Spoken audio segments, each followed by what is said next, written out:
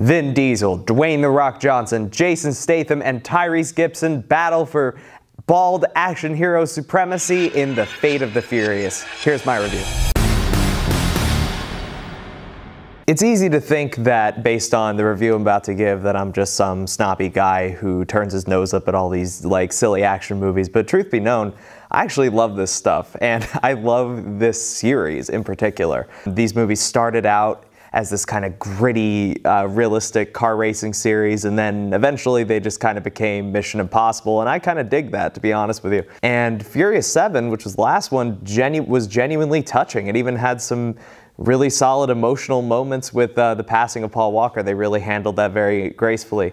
So going into Furious 8, it's kind of a transitional movie in that the cast is sort of adjusting to not having Paul Walker, and we have a new director in F. Gary Gray, who directed Straight Outta Compton and The Italian Job and the original Friday. So he's a little green to this kind of stuff. We meet back up with the crew this time around, and Dom and Letty are just coming off of their honeymoon, which is more like their second honeymoon because Letty's recovering from the whole amnesia thing, so I guess they got married again or whatever. So the first action set piece is the crew stealing this nuclear warhead, because that's where we're at now.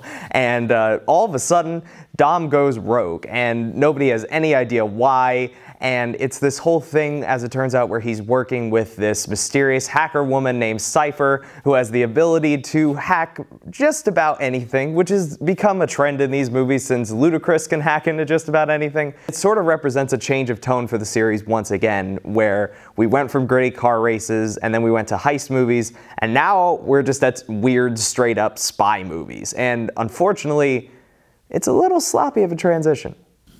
His action direction is not particularly seasoned once we start getting into the more traditional action stuff. All of the hand-to-hand combat, which Justin Lin and James Wan, who directed the last few Fast and the Furious movies, were really adept at, he seems a bit more uncomfortable. Things are much more claustrophobic, things are shakier. It's kind of hard to make out what's going on, and you more have to rely on the sheer bravado of the actors to really sell it.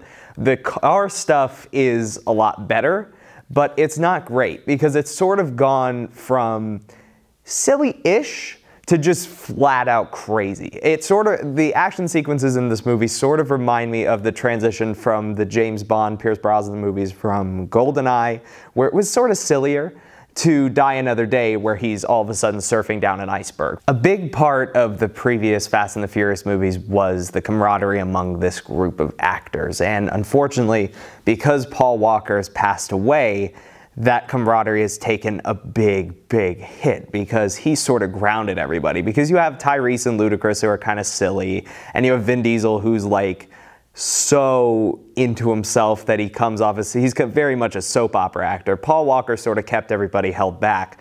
But now that he's gone, we sort of have these weird mix of guys who are each trying to overcompensate over each other. And they have they have the trademark. The screenplay is written by Chris Morgan, who wrote the last few, and it has that really trademark over-the-top dialogue.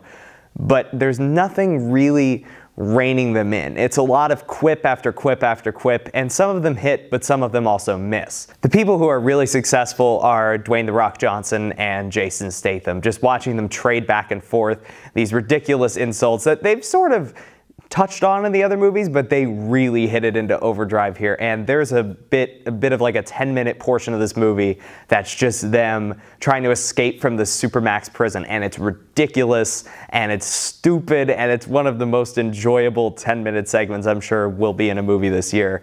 Even if the rest of the movie doesn't really deliver, whenever The Rock and Jason Statham are on screen, it's fantastic. When we start to get into Vin Diesel stuff, that's where the movie starts to lose its pace a little bit, because a big part of this movie is having them all together. And because Paul Walker's out of the picture and Vin Diesel's off doing his own thing with Charlize Theron, the whole thing feels out of balance. And when we cut to Vin Diesel and he's with Charlize Theron, it's not anything particularly exciting. The reason Dom has gone rogue is it makes a lot more sense than you'd think based on the trailers, but Charlize is just not a particularly interesting villain in this movie. And that's no fault of her own, because she's an amazing, fantastic actress, but they've just not really given her a lot to do. She's a hacker who hangs out in an airplane. She does her typing thing. She yells at people to hack into the mainframe and make cars go or whatever she needs to do. But she's never really given a chance to hop into the action herself, which is really disappointing because if you look at Mad Max Fury Road or if you look at Atomic Blonde with the trailer for that that's about to come out, you can see that she is more than capable of doing stuff like that, and they just don't utilize it, which is disappointing. It doesn't help this kind of broken cast dynamic that they've decided to throw Scott Eastwood in as the new whipping boy. I guess they got tired of making jokes about Tyrese's forehead, and he is just a terrible actor. He's gotten so many chances to prove himself, and he's just the worst. And in this movie, you've got all these really charismatic, funny people making jokes at the expense of somebody who's just an utter wet blanket. And it's really boring. So all the scenes where you just see them hanging around in the base, typing on computers, which is way more than you'd expect, are just like cheap jokes at Scott Eastwood, who just goes like, oh guys, come on, stop. And like, it's like, and then who even cares at that point? So even though F. Gary Gray kind of drops the ball for a lot of this movie, he really brings things back around in the climax, where it's this massive snowbound chase in Russia, and it has a submarine, and it has nuclear bombs, and all this crazy shit. So Fate of the Furious, unfortunately, is definitely the most disappointing entry in the series so far, since it came back with Fast and Furious, like way back in 2009. It's the shark jumping movie. It kind of just goes off everywhere.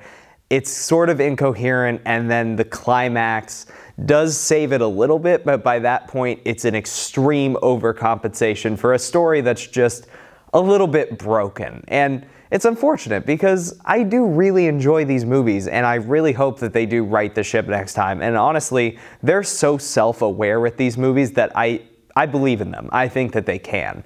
And if I were to rate this movie, just for the sake of comparison, if Fast 5 is an A-, if Fast and Furious 6 is like a B+, and Furious 7 is an A-, I'd give this one about a C-, which is really kind of disappointing, again, because these movies are so fun. They're the dumbest, most fun, guilty pleasure in the world, and I hope they come back with something better next time. Thank you so much for watching, everybody. I'm really excited to be reviewing movies on this new platform. However, this isn't my first rodeo, and if you want to check out some of my other stuff, I have a WordPress blog called Fairbanks on Film. I write reviews and editorials for theyoungfolks.com, and until next time, I'm Michael Fairbanks. See you later. There's no end credit scene in the movie, by the way.